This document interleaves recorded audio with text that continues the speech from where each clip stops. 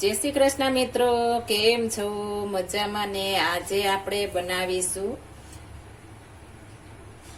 બાફેલા ગુંદા. આપણે આ બાફેલા ગુંદા આપણે અથાણામાં, કેરીના અથાણામાં નાખી શકીએ છીએ અને નકરા બાફેલ ગુંદાનું પણ અથાણું બનાવી શકીએ છીએ. આ રીતના મેં 3 કિલો ગુંદા લીધા છે અને બધાની ડીંડલી કાઢી લીધી છે. આપણે આ રીતના કાતર વડે કાપીને ડીંડલી કાઢી લેવાની છે, એટલે આપણે બાફવાની મજા આવે, નડતર રૂપ ન થાય. એટલે આ રીતના બધી દાંડલી કાઢીને બાફીશું તો જગ્યા પણ ઓછી રોકશે, વાસણ પણ નાનું આપણે જોશે. આ રીતના આપણે દાંડલી કાઢીને રાખીશું તો, એટલે આ રીતના દાંડલી કાઢી લેવાની છે અને પછી આપણે બાફવાના છે. આ બાફેલ ગુંદાનું અથાણું એકદમ સરસ અને ખાવાની મજા આવે તેવું મસ્ત બને છે. આપણે નાની દાદા દાદી વખતમાં આ રીતના અથાણા બહુ જ બનાવતા અને આ રીતના બાફીશો તો તમારે આખા વર્ષ માટે સોફ્ટ રહેશે. એટલા માટે આપણે આ રીતના બાફીશું. હવે આપણે સાઈડમાં પાણી ગરમ મૂકી દીધું છે, તેમાં આપણે અડધી ચમચી હળદર નાખીશું. નિમક કે કોઈ વસ્તુ નથી નાખવાની, અડધી ચમચી હળદર નાખવાની છે અને આપણે જે ગુંદા લીધા છે તે નાખી દેશું. આપણે હળવે હળવે રાખવાના છે, આમ સાઈડમાંથી નાખશું એટલે આપણે છાંટા નહીં ઉડે. અને આપણે આને થોડી વારે હલાવતા રહેશું, નહીતર નીચે આપણે બફાઈ જશે ને ઉપર કાચા રહેશે. એટલા માટે આપણે થોડી વારે હલાવતા રહેશું. આપણે 2 થી 3 મિનિટમાં મસ્ત ફટાફટ બફાઈ જશે. આ રીતના આપણે ડીંડિયાનો ભાગ કાઢેલો હશે તો આપણે એકદમ સરસ બફાતા વાર નહીં લાગે, આપણે એકદમ સરસ બફાઈ જશે. ને આ ટોપકાનો ભાગ નથી કાઢવાનો, ખાલી ઉપર ડીંડલીનો ભાગ હોય તે જ કાઢવાનો છે. આપણે 2 થી 3 મિનિટ થશે તો બફાઈ જશે. આપણે વચ્ચે આ રીતના જારા વડે હલાવતા જવાનું છે, ઉપરના નીચે લઈ લેવાના છે, નીચેના ઉપર આવવા દેવાના છે.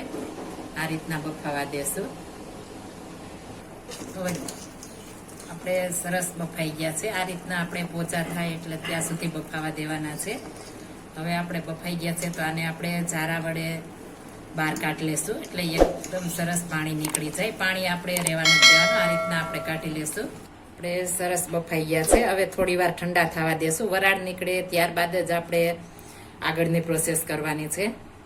હવે આપણે સરસ ઠંડા થઈ ગયા છે, તેમાં આપણે નિમક નાખી દેશું. નિમક આપણે આમાં થોડું ચડિયાતું જોશે, એટલે આપણે ચીકણા પણ ન થાય ને કાળા પણ ન પડે. આપણે મોટી 3 ચમચી આપણે નિમક નાખી દેશું. આપણે 1 મોટી ચમચી હળદર નાખી દેશું. આપણે જરૂર પડશે તો ફરી નાખીશું. અને પેલા આ રીતના ચમચા વડે મિક્સ કરી લેશું. હળવા હાથે કરવાનું છે, એટલે આપણે ગુંદું એક પણ ભાંગે નહીં. આ રીતના હળવા હાથે કરશું એટલે એકદમ સરસ આપણા ગુંદા રહેશે અને તૂટશે પણ નહીં. હવે તેમાં આપણે ખાટું પાણી નાખવાનું છે. ખાટા પાણી વિના આપણા ગુંદા નહીં બને. જો તમારી પાસે ખાટું પાણી ન હોય તો આપણે આગલા દિવસે ખાટું પાણી કરી લેવાનું છે. આપણે 1 સીસી નાખી દેશું.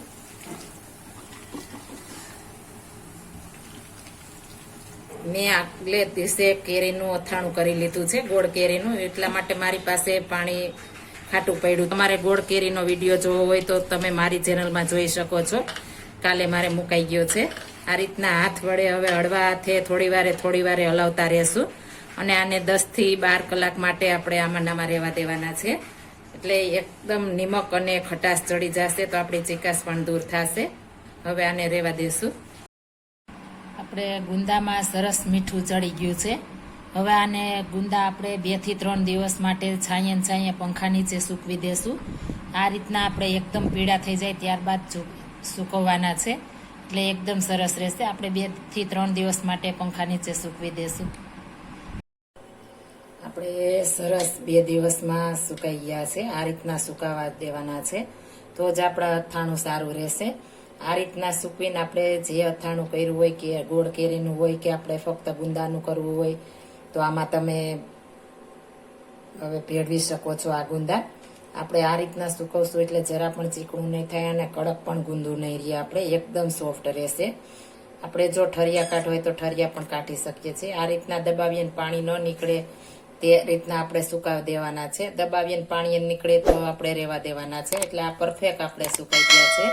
હવે આપણે આ થાણામાં હું ભેળવી દઈશ. મેં ગોળ કેરીનું કર્યું છે તેમાં આ રીતના કરીને હવે આપણે ભેળવી દેશું. આ રીતના તમે પણ એકવાર ટ્રાય મારજો. એકદમ મસ્ત અને પોચારું જેવા અને એકદમ પીળા હળદર જેવા થાય છે. એક ખાસ ધ્યાન રાખવાનું છે કે તડકે નથી સુકવવાના. આપણે મસ્ત સુકાઈ ગયા છે. જો આ મારી રેસીપી પસંદ આવી હોય તો મારી ચેનલ લાઈક, શેર અને સબસ્ક્રાઇબ કરી દેજો. ફરી મળીશું નવી રેસીપી લઈને. જય Shri Krishna. Thank you for watching guys.